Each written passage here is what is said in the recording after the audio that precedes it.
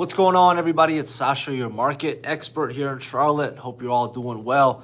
Hope you had a good holiday season and a good new year. The holidays are always very interesting for me, to say the least. It's a very strange time as far as like taking off goes and things like that. And there's like a saying in any type of business or whatever, if you ever want business, go ahead and book a vacation or book a trip. And I'm telling you, it's always true. Anytime you book something, you get your flight confirmation email or something like that. The next phone call is going to be, "Hey, I'm going to be in town this weekend. Can we go look at some houses or something?" But it's very weird. I don't know. Yeah, I don't know. I'm almost to the point now where I'm just a workaholic, and if I don't work, I get very anxious. So that's what happened like this holiday season. Bunch of stuff happened. We were supposed to go to Ohio to see my wife's family. Obviously, you guys have probably saw on the news the 2,900 flights that were canceled. We were part of that, unfortunately, so we ended up staying here. Bags got lost for 7 days. We were tracking them down. Our bags took 2 or 3 trips to Cleveland, and we took none. But it is what it is. The last couple of days of the new year ended on a very good note, and I'm very excited about 2023. I'm very excited about it. I have a very good feeling about it. Excited to see what the housing market does. The pressure of the housing market is off drastically. So I'm very excited for the people that have waited or potentially didn't get the opportunities to buy a home in these last couple of years, for the opportunities that they're going to get this year. And I'm excited to be buying my personal home this year along with an investment property. That's the goal. But personal home is going to be the number one priority. If I can squeeze in an investment property this year, I'll be more than happy, but one step at a time and patience. I tell everybody I work with always, be patient. The right one always comes up. And in my case, I'm looking for a mid-century modern home. So I'm hoping to get that. But if something else happens to come along, I'm not going to say no.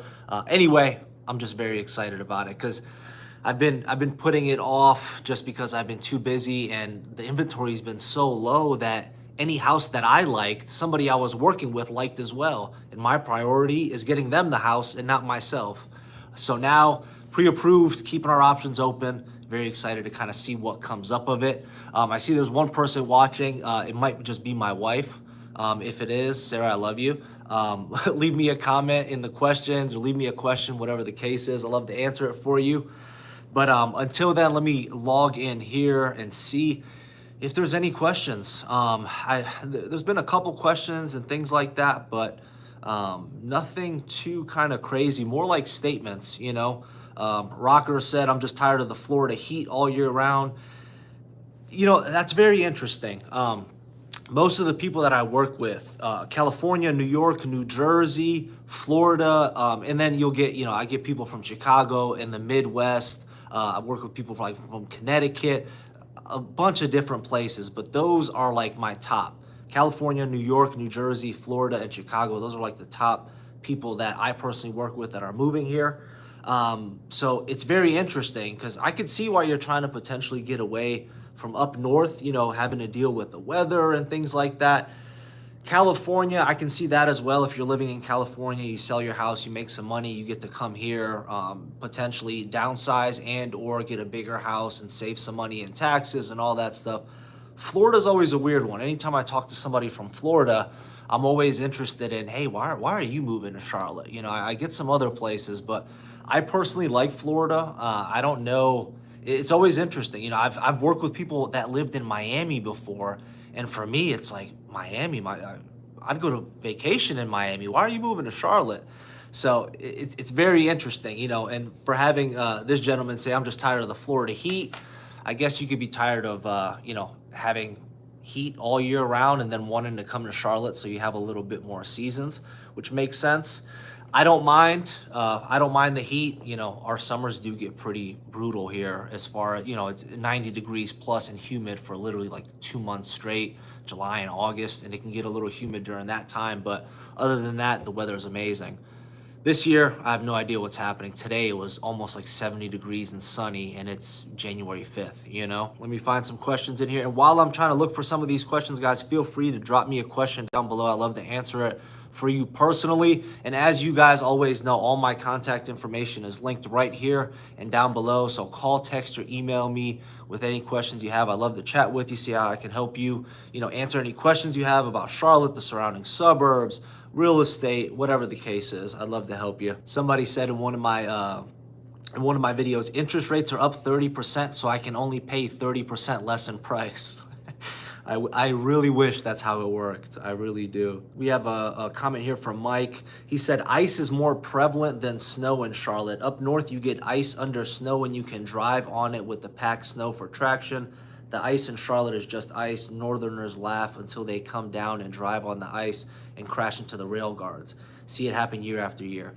That, you know what? That's very true. I think we're starting to have a couple salt trucks and things like that in case of emergencies for as far as the winter time goes. But for the most part, I remember one of my friends, Sammy, when he was living in Charlotte, and the first year I moved down here, it actually snowed. We had a half inch or something like that, physically where you can see the snow. And he's laughing. He has a 4-wheel drive car. And, he's like, man, this is nothing. We're from Ohio. We know how to drive. And literally would floor it. And you can't get any traction. There's no ice. There's no salt on the ground. You know what I mean? There's literally nothing you can do. So, it's a totally different ball game as far as driving in the snow up north versus driving in the snow up here. Liz, long time no talk. I think the last time we spoke was during the last live.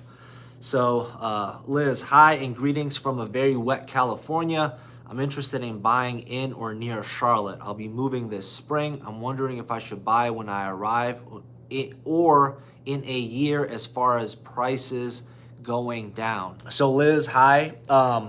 Very wet in California. Somebody from California told me they hate when people say, well, you need it, well, you need the rain, which is funny. But, oh, congrats on being under contract. Yeah, you sent me the listing. I didn't think your house, your house is beautiful. The backyard, that patio, it's literally like a retreat. It's awesome. So I didn't think you'd have any problem selling it, and you're in California where I feel like the real estate market holds very strong. So Liz, that's a good question. You're coming in spring. You're wondering if you should buy during springtime or wait out a little bit.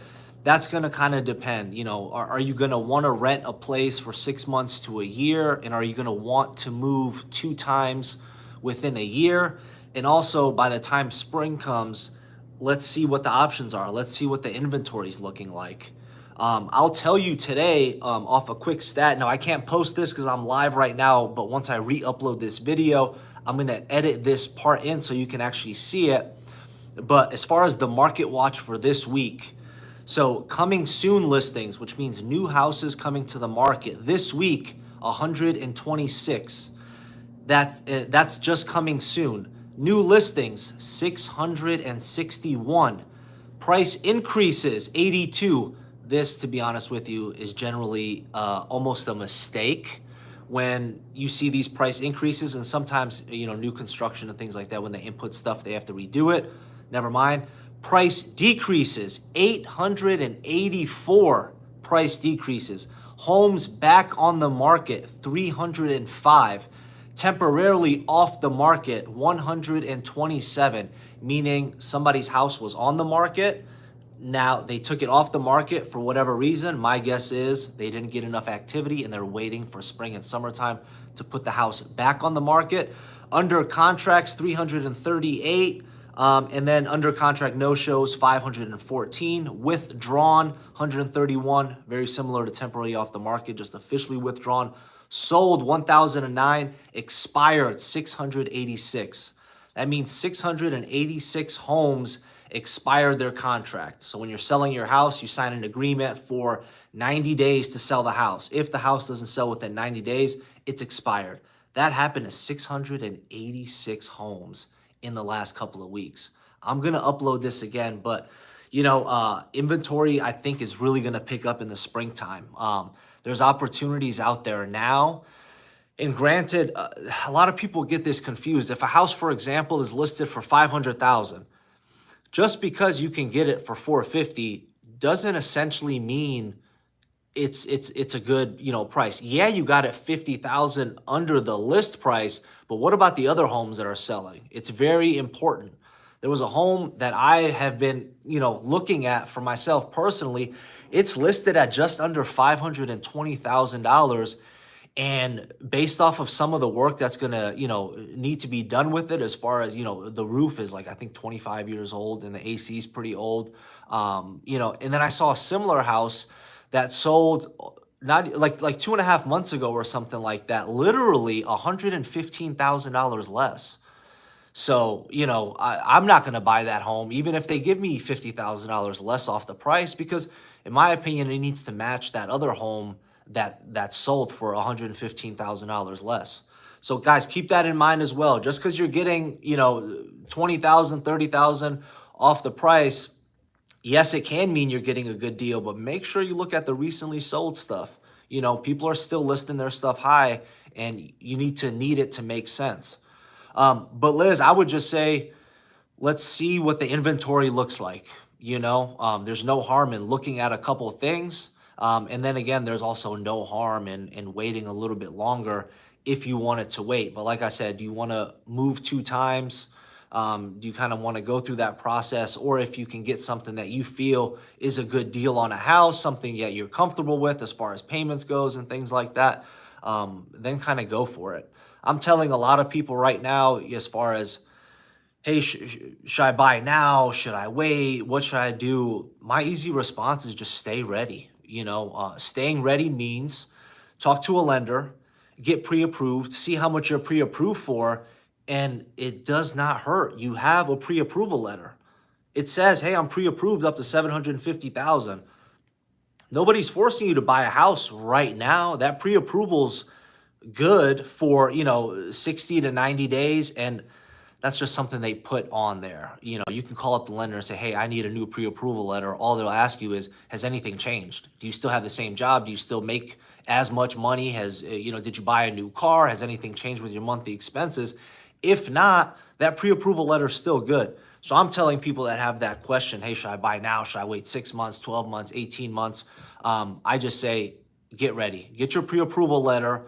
If something comes up, if a house comes up, maybe you think it's too expensive, save it, keep your eyes on it. Oh, hey, look, it's been on the market for 90 days. Oh, look, they did a $25,000 price decrease. Oh, look, they did a $50,000 price decrease. Maybe, well, what if I just come in there and, offer them an extra $50,000 less? Doesn't hurt. All they can say is no. So that's kind of my advice to you.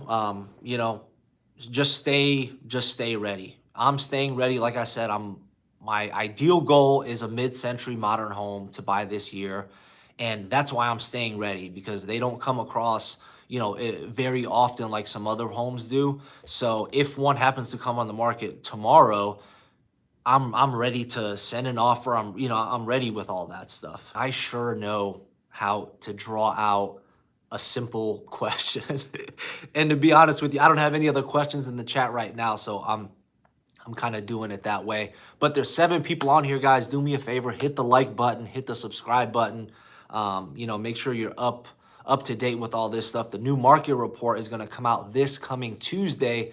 And I mean, it's going to be interesting to see, but I know the listings are going to go down, and things like that. I think the median price point should potentially hold at the $380,000 price point for median. It might be going down a little bit. It needs to go down. Every single house that I've been dealing with lately, including new construction, is negotiable. New construction is negotiable, again, on the table. So I need you guys to know that. If you happen to look at new construction, just negotiate something. The good news is they're giving great perks as far as, $5,000, $10,000 in seller paid closing costs, and, however you want to do it. Do you want blinds, whatever? And on top of that, you're getting some other things. S said, I feel like the decline is just not enough.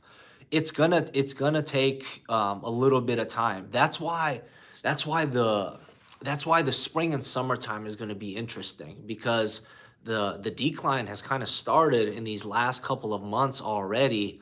So now it's just gradually going down a little bit more and a little bit more. The reason, the reason you're probably thinking that the decline isn't enough yet is because it takes time. All the houses in the neighborhood sold for 500. Another house lists for 500, they take a 475 offer. Now the new comparable home that other sellers want to list at needs to be comparable to that 475, depending on a lot of different factors, but just kind of on average, just to kind of let you know. So, then the next house sells for maybe 475, maybe 470, 465. That becomes a comparable home now for somebody else looking to sell in the future.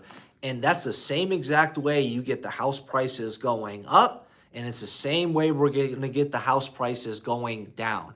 It's literally what happens. It's just the interest rate environment that we were in these last 2 years is what just pushed these prices up, very high. They just need to normalize. I don't see the horrendous crash. You have some people talk. I don't see that. I just see them normalizing to normal prices. So, but I will say the people that did buy, with those low interest rates, oh man, that's a blessing. Don't even sell the house. just keep it. If you got a great house and you got a high 2% interest rate, a very low 3% interest rate, keep that house. Don't ever sell it. If it's time to sell it, contact me. I'm very bad at this because anytime somebody calls me to sell their house, depending on what the house is, somebody calls me to sell $1 million house, I won't recommend them to rent it out unless the rent, they can cash flow or it's paid off in cash or something. But standard houses, 3 bedrooms, 2 bathrooms, 4 bedrooms, 2.5 bathrooms, those houses, one of the main questions I always ask, hey, have you ever thought about being a landlord? Have you ever thought about renting it out? How much do you owe? What is the mortgage payment? And for the people that had the very low interest rate, their mortgage payment is super low. So it'll be very easy for them to put their house up on the market for rent and make money, make $500, $1,000, $1,200, $1,500. $1,500 might be a stretch, but $500 to $1,000 a month in passive cash flow. That's good money. That's good money. S, do you think single family will ever come down below 300,000? So I'm just gonna say, I'm assuming you're talking about the median price point, which currently is at right around 380,000. Honestly, no. As far as the median price point, I think it's gonna be, right around there, 300 to 325. Is going to be my guess. I think that's where the median price point is going to be. In some neighborhoods and stuff like that, obviously stuff is going to, if the median price point is going down in neighborhoods where the houses are less expensive than they are now, yeah, those houses are going to be, 250, 225, things like that. But if you're talking about the median price point, I see it coming down to 300 to 325. I'm assuming, and that's kind of a normal range. I mean, 300,000 to have as a median price point is very reasonable because you can always go somewhere where you can find housing lower for 250, for 225, for 200. Some neighborhoods you're going to find it under 200. But the median price point is very important. We need to have affordable housing. And don't get me wrong, a $300,000 house, that should be a nice house. But right now, what we're seeing for a single family home, $300,000 doesn't get you much. I literally showed a house today right off of 77 in Charlotte, right off of Statesville Road. It was a house listed for $290. It's still on the market right now, and I think it's going to stay on the market for a long time. Listed at $290,000. All the other comps, a lot of them were like some newer construction that was over there. They were listed and sold for around $320 to $330. This house was listed below that because it needed a lot of work. I got there, both the neighbors outside, multiple people sitting on the porches, smell of weed everywhere, and I'm out here having to do like a virtual tour. Iba and Nene, if you're watching, hi. And I had to do a virtual tour, and it's as soon as I walked in the house, one of the first things I said for the virtual tour, I'm like, listen guys, I walked up, multiple people outside, smells like weed. I don't recommend you buying this house. you guys just had a baby. I personally, and especially we're buying virtually. I personally wouldn't recommend you go on this route. I'll leave it up to you. Let's go take a tour of the house. Took a tour of the house. It was a smoker's house, like very like it's like they smoked so much that if I was to take my hand and rub it against the ceiling, I would have like smoke smut on my hands. Like so like and this house was built in I think it was 2007. Made no sense to me. Horrible shape. They beat it up like crazy. And I'm like, this house is 290,000. The square footage was good. It was over 2,000 square feet. But I'm like, this house is 290,000. No, this house needs to be 200. Then somebody puts in $25,000 worth of work into it. Then it could potentially be worth it. But location, location, location. You cannot change location. And that's something that you very much need to focus on. And it's something I harp on the most for the people that I help that are relocating to the Charlotte area. You know, it's very different. If you're coming from Chicago, for example, the lifestyle you have there, do you live in the city? Do you live in the suburbs? Do you live in a rural area? What type of feel do you want when you come here? You know, if somebody's living in downtown Chicago, I don't know anything about Chicago. If somebody's living in downtown Chicago in a row home and you call me and you're like, hey, I want to move to Mooresville. Totally different worlds. You're living the city life. You're talking about Mooresville. Now, if they said, hey, I want some land and things like that, let's do it. You know, let's go out there. Let's get you some land. Let's get you a big house on a lake or something like that. Let's get you a great home out there.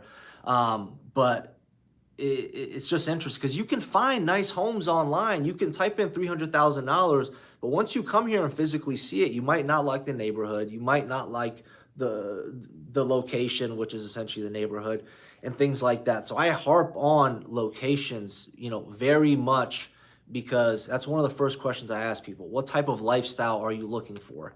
Do you want to drive 15, 20 minutes to get to shopping, restaurants? Do you want to drive 10, 5, 15? All that stuff very much matters because, you don't want to buy a house coming from out of state and put yourself in the wrong area, and that's one of the things I'm most proud of. That's one of the things I'm most proud of is because the people that I help relocate here, they're still there.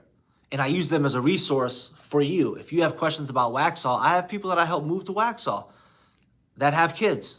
Oh, what grade are your kids in? Okay, yeah, theirs go to elementary school too. Let me get you guys connected and you guys can talk, There's 6 people on here. I need some questions because I'm just going to keep rambling nonsense. I don't even know if I'm making sense right now. What's the supply and demand look like in Charlotte right now?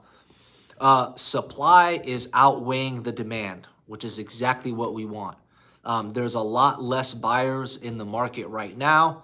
Have you be it due to interest rates, due to people thinking that there's potential uncertainty in the market, thinking that prices are going to go lower.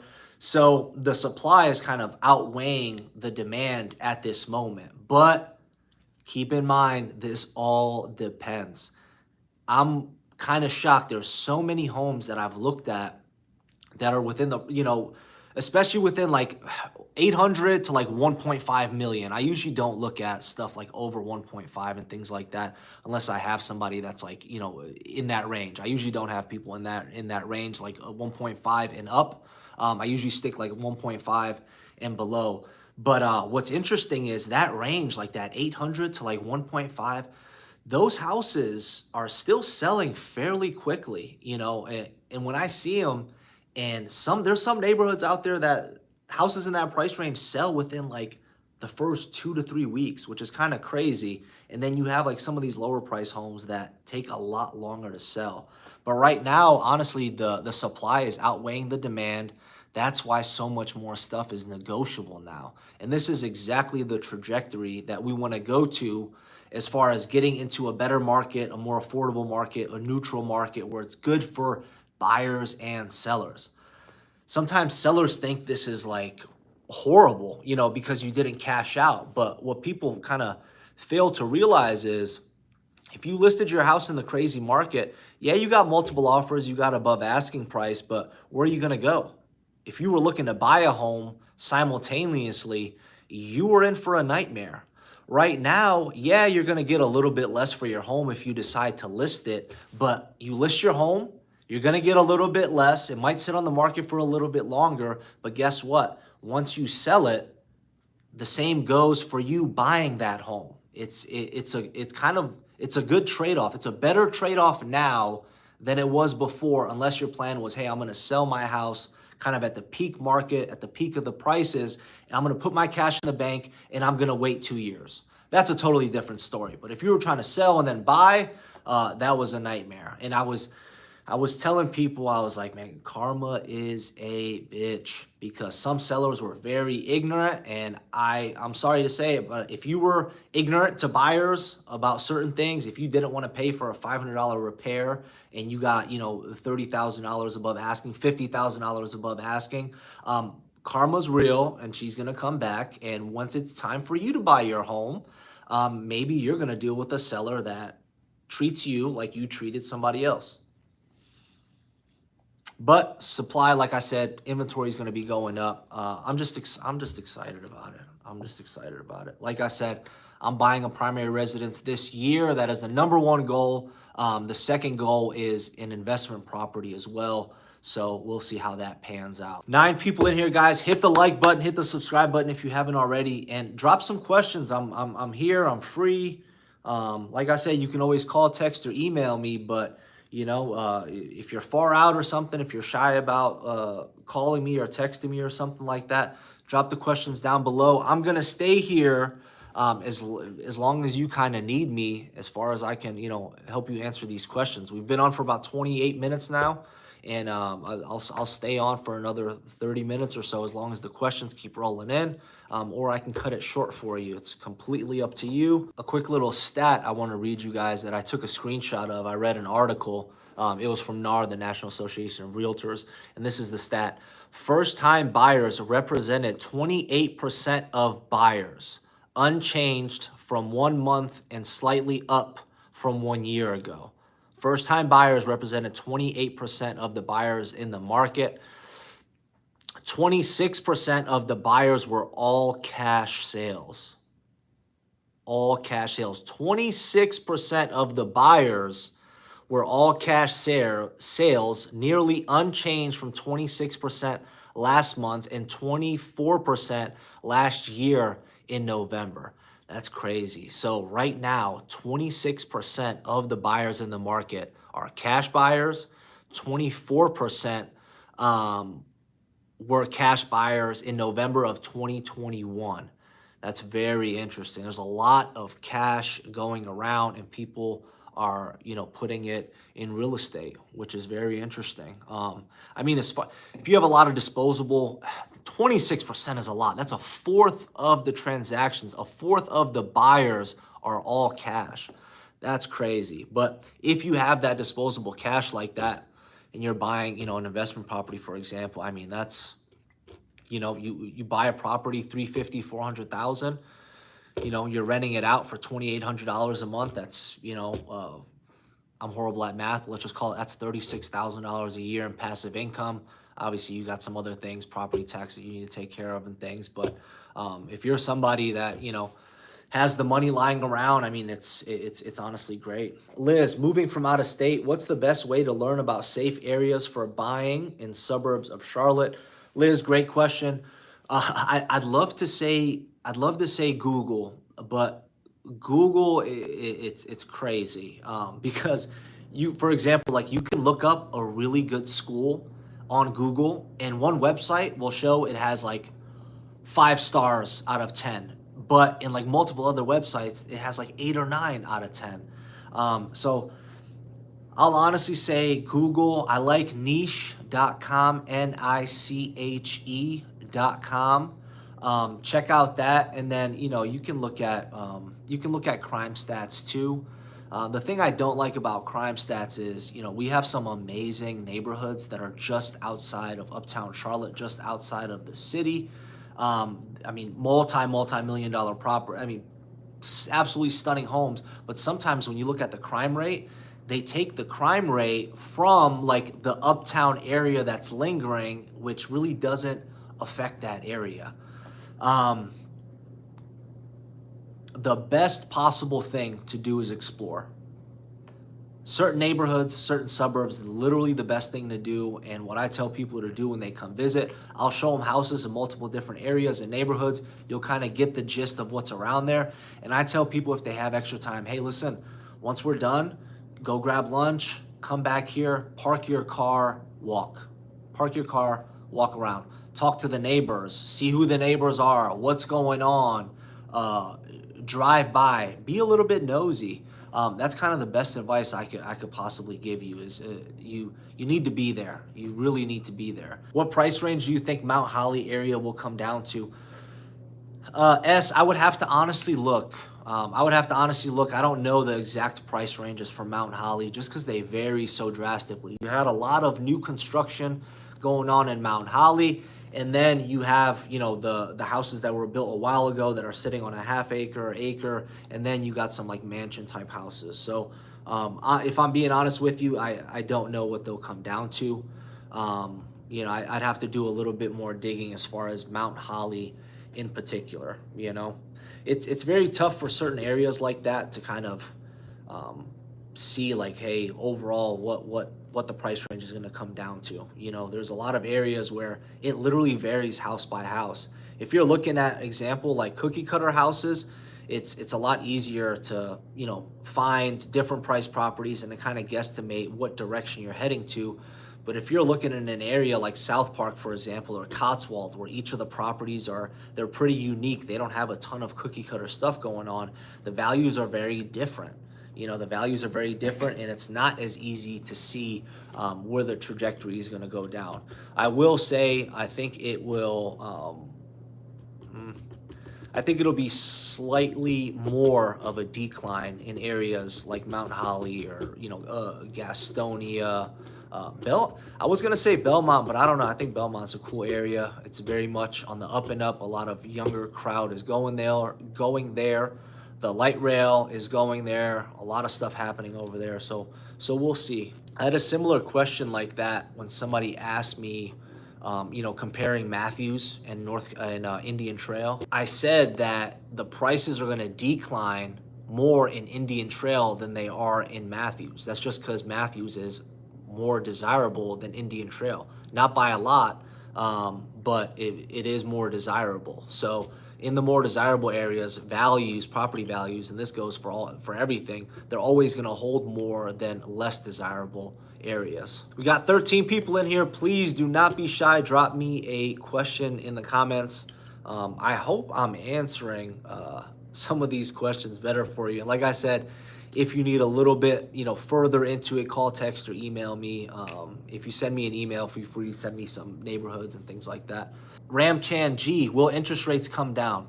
So, very good question. In my opinion, I did not think they would come down. I thought they were going to stay in the sixes, in six to 6.5. Some of the lenders, however, that I work with that are experts in their industry that have been doing this for 20 plus years, they think that the rates will go down. They think that the rates are going to come back down into that mid-5 range, sub-mid-5 range. And that's very interesting because if that does happen, we're going to see home prices stabilize. A lot of thing that people are tied up on now is, the rates are high, that's why I'm not buying, or monthly payment is too high, that's why I'm not buying. What happens if the rates come down again? More buyers come to the market, more competition. Interesting. I think if the rates do come down in that 5% range, 5% that's good. That's not bad. 5% is not bad. It's somewhere where you're at a good price range, and it's somewhere where you can monitor if the rates happen to go down to 4.5, 4, you can end up refinancing if you want to. So that is going to be a pretty big factor in what happens. If springtime comes and they say, hey, rates are at 5%, I don't think the prices are going to decline anymore. I think they're going to level off and stay steady. And then certain houses will have bidding wars again. I am sorry, I'm not going to know how to pronounce this name. Jatai Vase. I think that was a good job on my part. I love the Indian Trail area. That's the area I would love to purchase my first home. I love to hear it. What do you love about it? I'm very curious to hear what you have to say. I think Indian Trail's in a very good position. Everything's building up because they're up from Matthews. They have the bypass now, like easy access to Uptown if you wanted to. Literally just hop on 74, straight shot down. A lot of building is going on there. There's new construction going on there. There's so many areas that they leveled off. They bought land from the private property owners, and they're building like Publix, like Harris Teeter, more shopping plazas, more apartment or condo buildings that are for rent. So anytime you have an area that has like multiple townhouses or like big apartment complexes and things like that have 200-300 units in them, you're gonna get a lot more activity in that area. Publix, which is, if you're not familiar, Publix is a grocery store here in North Carolina. I think they're very popular, in the Southeast, especially Florida. They're a big grocery store. So that's exactly what happened. There's a big development that happened in Indian Trail as far as all these apartments, and then Publix saw it and they're like, oh great, well look, we're gonna be the best grocery store within a half mile of this apartment complex. These 200 to 300 residents that live here, those are our customers. Guess what? A mile up the street, they opened up a brand new Publix. So that draws more people in, more activity. And I love seeing that stuff. And Indian Trail, I think, is going on a very good path, And Indian Trail, for those of you that don't know, is not in Mecklenburg County, which Mecklenburg County is Charlotte. Indian Trail is located in Union County, and the taxes are slightly cheaper. So that's another good play. Listen, anytime I say the taxes are cheaper somewhere, you're not going to get rich off the taxes. You're not going to save $4,000 or $5,000 a year in taxes unless your house is a multi-million-dollar house. But for the most part, you're going to save $100 a month. Maybe even less, maybe $1,000 a year or something like that. So I get that question asked often, unless it's like an extremely different tax rate, I wouldn't base it on property taxes. They're all very, very relative. Courtney Christian, what's the likelihood of a pending sale falling through? The home I liked says pending on Zillow. Very good question, Courtney. So now it's a lot more likely. So I went over the stat a little bit earlier, but in the last 7 days, now this is a wide range. We're talking about 3 different counties, not just Charlotte. In the last 7 days, there have been 305 homes put back on the market. So which means that they got an offer accepted, either financing fell through, a bad inspection came back, they couldn't come to terms, whatever the case is, 305 homes came back on the market within the last 7 days.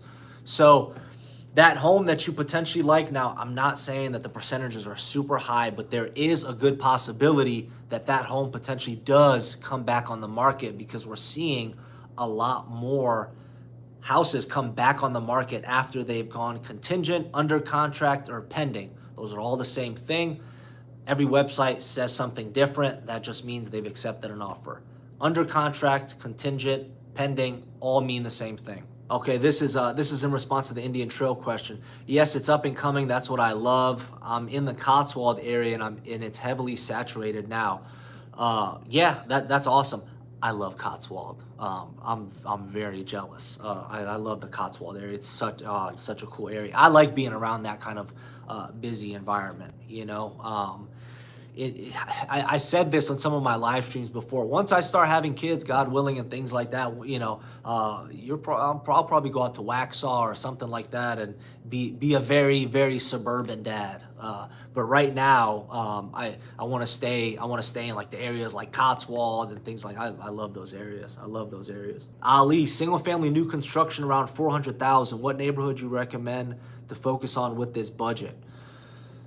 Oh, that's a good question. Right now, there's a lot. I recently just negotiated a new construction house that was listed at $426,000. $400,000 and some change. We got it for $410,000. This new construction was in Mooresville. Honestly, a great community. Ali, send me an email. Send me an email. All my information is down below. Send me an email, man. Let's chat a little bit. Courtney Christian, when do you think we'll see more homes listed? We're starting to see them now. We're starting to see a lot more stuff now. There's a lot more coming soon, and a lot more stuff is being listed now. But I think a good bulk of it is gonna wait until after February. So March. Right now, the weather's really good and almost feels like springtime, like we're back at springtime, which is great because you want to list your house when the weather's nice. You don't want people freezing their ass off when they're going to look at houses in a bunch of rain and all that stuff. But I really think after February, we're going to see even more. And then from March, literally all the way up until October, I think we're going to see a steady flow of houses come up. I don't think there are any really good options on the market. It depends what you're looking for. It really does. Today I sent my clients 3 houses. 2 of them are coming soon. 1 just hit the market today. They look amazing. This one house had a pool. The backyard was an oasis. So it's slowly starting to creep up. You guys know this by now. Just stay patient. Stay patient. Hey, if your lease is coming up, talk to your landlord. Hey, can I maybe do a month to month? The right one, I'm telling you, the right one always comes up. Even during the absolute madness where I was having to submit multiple offers for people and, we were losing out on stuff because I was telling them, don't overpay. Do not offer $50,000, $60,000 less and then agree to pay the difference if the home doesn't appraise. You're overpaying. I was literally just blank telling people that. So we had to submit multiple offers on stuff. But I'm telling you, just be patient because for all those people that happened to, the right one popped up, the right timing popped up, the right price popped up, and it's gravy. It's great. Be patient, guys. Be patient. Nicholas Trusty, when do you think will be the best time to buy in 2023? So I mentioned this a little bit earlier. Obviously, this question is going to be based off of you. I hate saying that. It's literally going to be based off of you. But what I'm going to tell you is just stay ready. If you want to buy now, or if you think you should wait 6 months, if you think you should wait 12 months, dial in what you're looking for in a house. Just dial it in. Start looking at stuff if you want to, if you feel like you can. Get your pre-approval ready. If a house pops up, for example, if you're planning to buy a house in 6 months, list the house that you want. What if that house pops up next week? You want to be ready if you're in that position to. If you're like, no, I have the kids, I have school, I have this, work thing going on. I don't know if I'm going to be switching jobs. Then cut it off. Come back when you think you're going to be stable and when you think you're going to be ready. I think you should just be ready. There's so many neighborhoods, like very niche neighborhoods, where homes don't come available often. And when they do, you just want to be ready. So Nicholas, get your criteria in order, get your pre-approval done, get your timeline ready. If you can, and you're potentially thinking about buying now versus 12 months, and you can buy in any period of time, that's when you stay ready. If you're like, no, we're not even moving here until August, wait till August,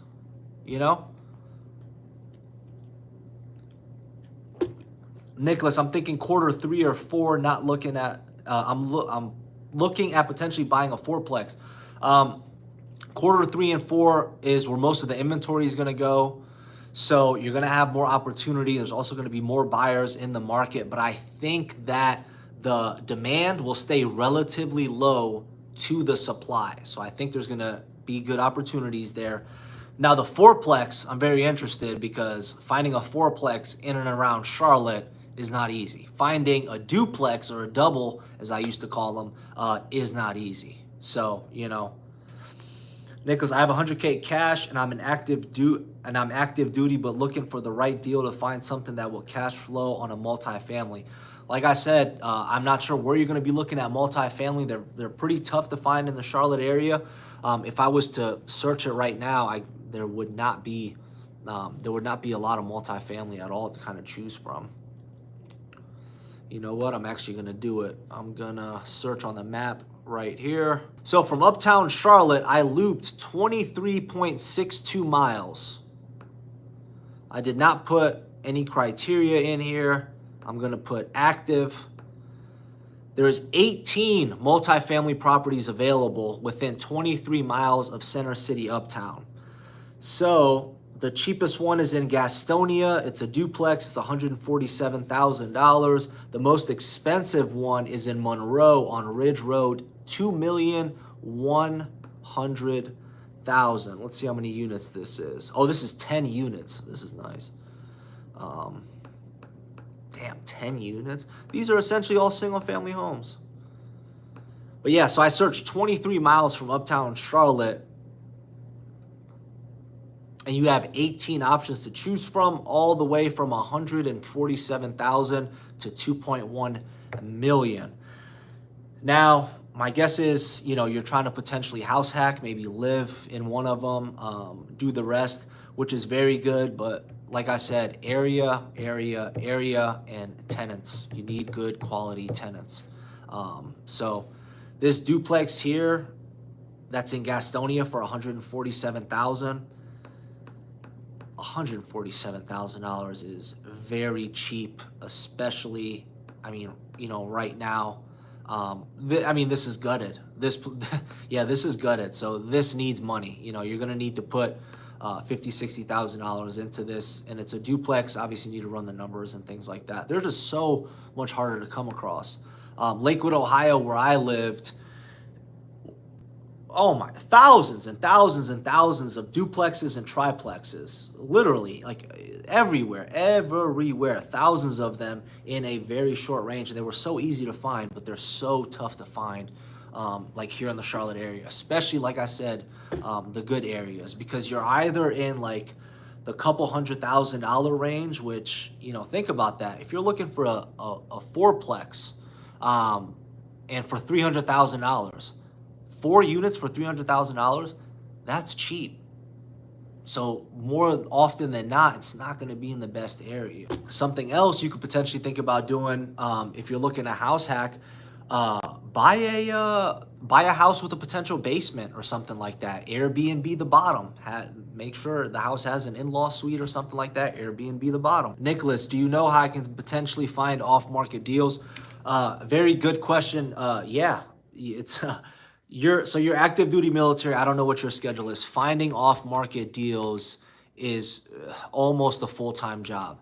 There's people that I know that get by doing it very much part-time, but you have to cold call. You can do what they call driving for dollars. Literally just drive neighborhoods, find addresses, skip trace the leads, find who the property owners are. I personally do this as well. And if I have people that I'm working with that really want to live in a specific neighborhood, I will do this. I will find property information and phone numbers for all the people that live in the neighborhood, and I pick up the phone and I get cussed out all the time. And, because people think I'm lying, hey, my name is Sasha with QC Home Group. I have, John and Mary that are interested in purchasing a home here. They're pre-approved up to what click. They think I'm lying, just trying to sell their home or something. And then door knock. Go up to the house, knock on the door. Hey, my name is Nicholas. I'm looking to buy this fourplex. Are you the owner? Don't overcomplicate it. Keep it simple. Grow thick skin. Like I said, I literally get cussed out almost every single day when I hit the phones. Wow, maybe new investors will start to liquidate some of their properties in the coming year. I'll keep my eyes open. I'm open to renovate something. I grew up in Ohio, also north of Cincinnati. Been following your channel for a while. Thanks for the great content. Nicholas, I appreciate it, man. Fellow Ohioan. But yeah. And that's true. There are investors. They're not like liquidating everything, but they are selling some stuff off. And interesting enough, some of these very big like venture capital companies that were buying multiple houses in these neighborhoods, they're being like forced to sell now because HOAs are so strict.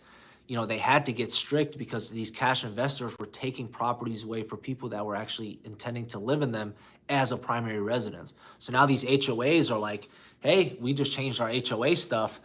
You as an investor, you can't have 10 properties in this community. You need to sell 5 of them, you know? So there is a lot of stuff on the market coming up like that these venture capitalist companies own, but they're they're kind of being forced to sell, which isn't a bad thing. And it's a good way to, potentially get a good deal. Once I buy a house this year for my primary residence, I'm probably going to do a video for you guys, which I'm kind of excited about.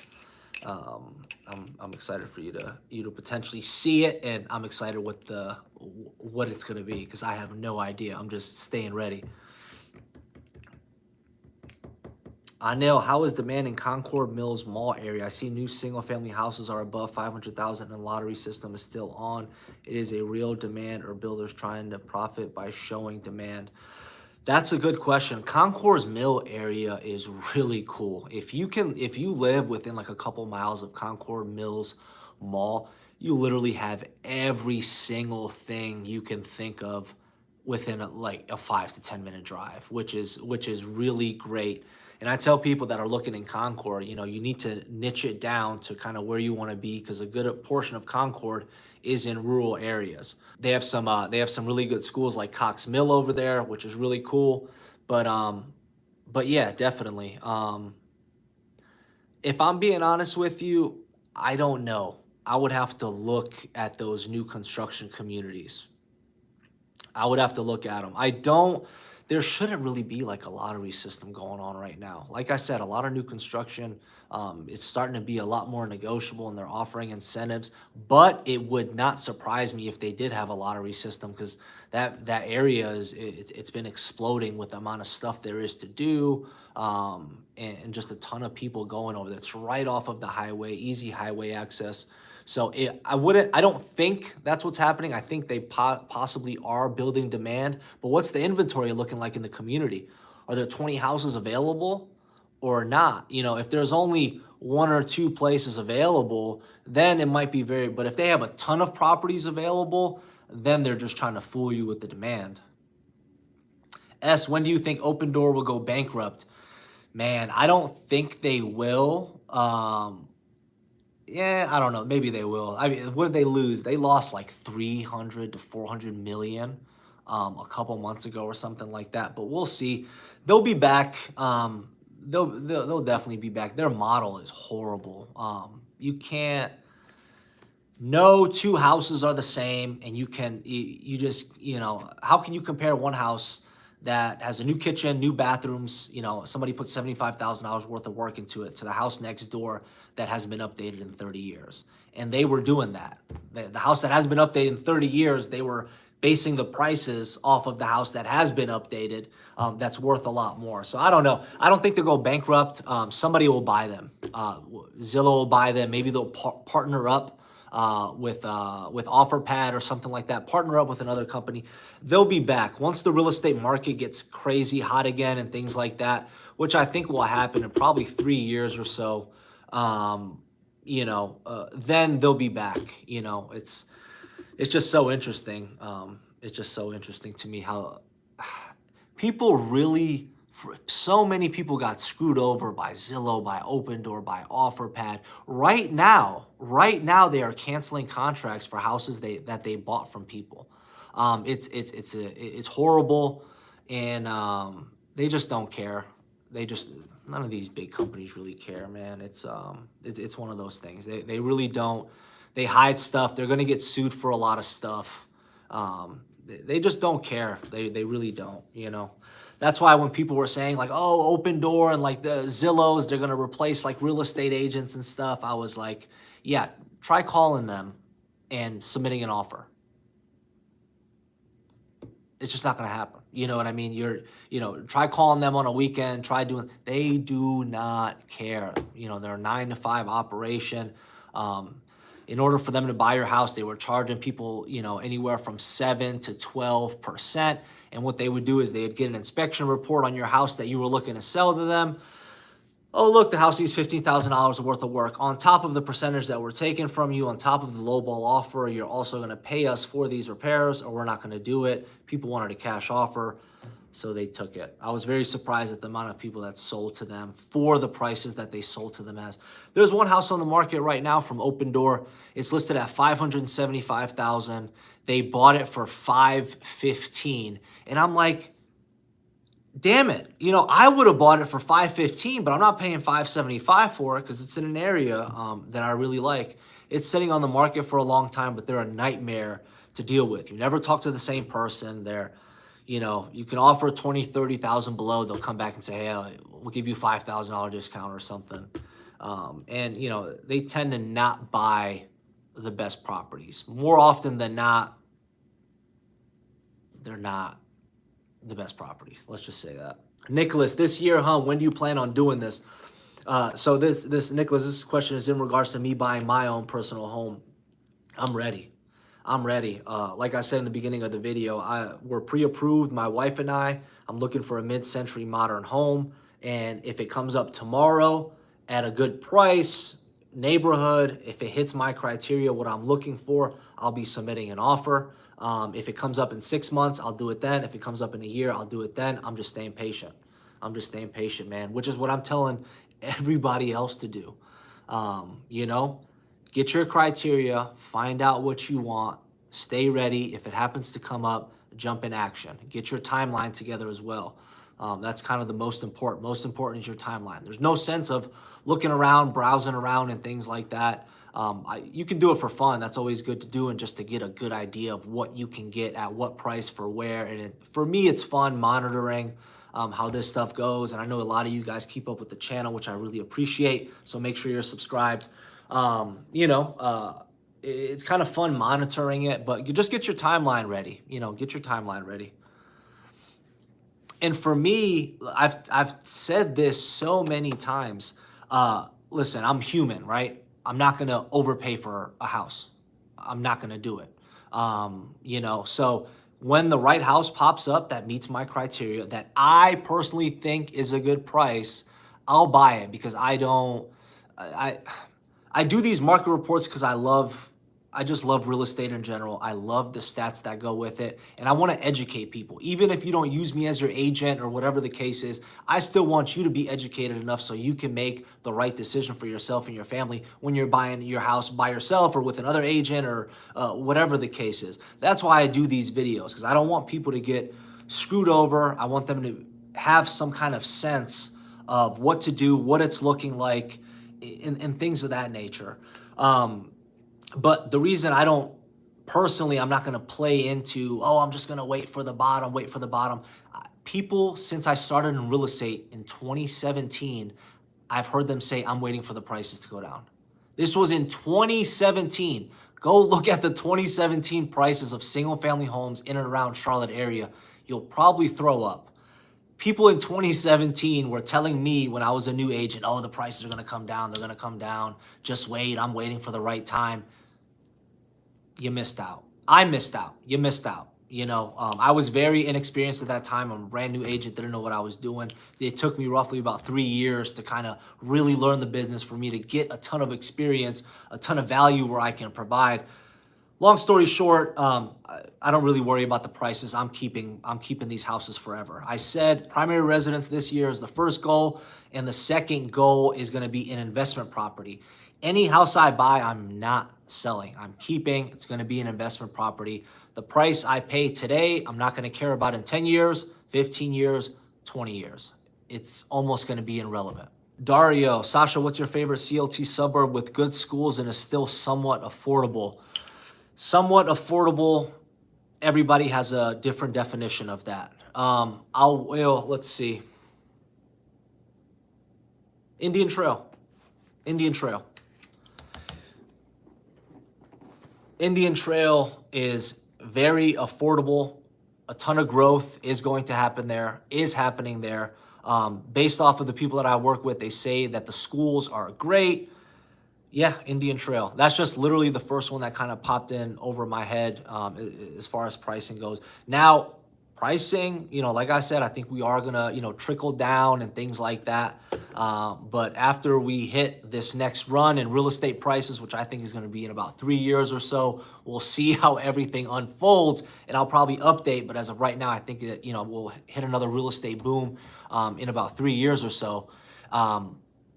Then the prices are gonna go up, and then like we're talking about earlier today, as far as median prices coming down to 325. Next time we go through the boom and the median prices have to come down again, those median prices, they're going to be in the 450s, 500s, and the properties that are like in Seattle, where the median price point right now is 700 plus, those median price points during that time are going to be 800, 900, you know what I mean? So just off the top of my head, I would say Indian Trail. Thank you. I'm currently renting in Cornelius, but house prices here are ridiculous. Yeah, so Cornelius is an amazing area. It's a great area. You're right by the lake, really good schools, but yeah, prices are high. All right, ladies and gentlemen, I've been on for an hour and 5 minutes. Hit the like button, hit the subscribe button. I can't thank you enough for watching these videos, for asking me these questions, for just watching the channel, subscribing to the channel. I very much look forward to this year, to 2023. I think it's honestly going to be amazing, and I'm excited to kind of share my journey with you. I have some more content stuff going on. Follow my Instagram at QC Home Group.